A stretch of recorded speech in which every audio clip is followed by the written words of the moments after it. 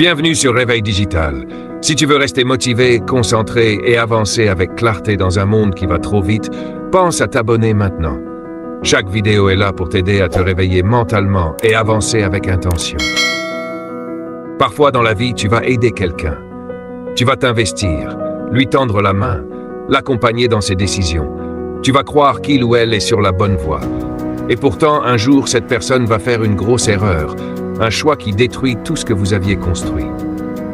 Et là, tu te poses la question, comment je gère cette relation? Est-ce que j'ai échoué?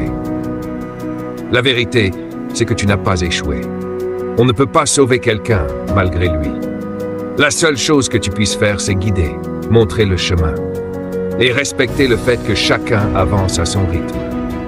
Certaines personnes ne veulent pas changer à ce moment-là et tu dois l'accepter sans perdre ton énergie, sans te culpabiliser.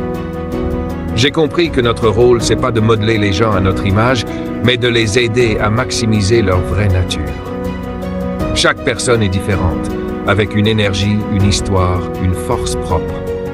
Mais il y a une chose qui nous unit tous. Nous avons tous des besoins fondamentaux. Il y a 6 besoins humains que chacun d'entre nous essaie de satisfaire, consciemment ou non. La certitude, se sentir en sécurité, avoir un minimum de contrôle sur sa vie. L'incertitude, le besoin de variété, d'inconnu, d'aventure. Trop de certitude tue la motivation, trop d'incertitude crée l'anxiété. La significance, se sentir important, reconnu, utile. L'amour et la connexion, être aimé, faire partie de quelque chose de plus grand. La croissance, apprendre, évoluer, grandir. La contribution, apporter de la valeur aux autres, faire une différence. On ne les hiérarchise pas tous de la même manière. Certains ont besoin de sécurité plus que tout. D'autres vivent pour l'aventure. D'autres encore veulent à tout prix être importants. Mais attention, la société d'aujourd'hui nourrit à l'excès la significance et la certitude. Les réseaux sociaux ont conditionné des millions de personnes à croire que pour être aimé, il faut être vu, que pour être important, il faut montrer une vie parfaite. Résultat, on change notre image, on modifie nos histoires et on finit par croire qu'on n'est jamais assez. Et tu sais quoi? C'est toxique.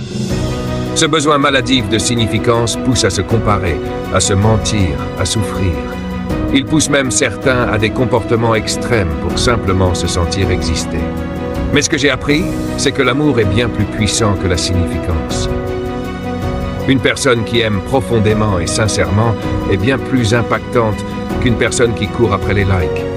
Une personne qui écoute, qui respecte, qui soutient, elle change des vies. C'est pas en forçant que tu obtiens de l'amour.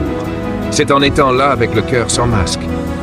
Quand tu offres cela à quelqu'un, tu deviens vraiment significant, pas pour le monde, mais pour une vie.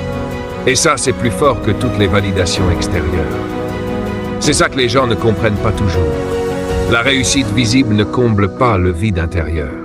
Des célébrités que j'ai croisées m'ont dit « J'ai tout, la gloire, les trophées, mais je suis seul.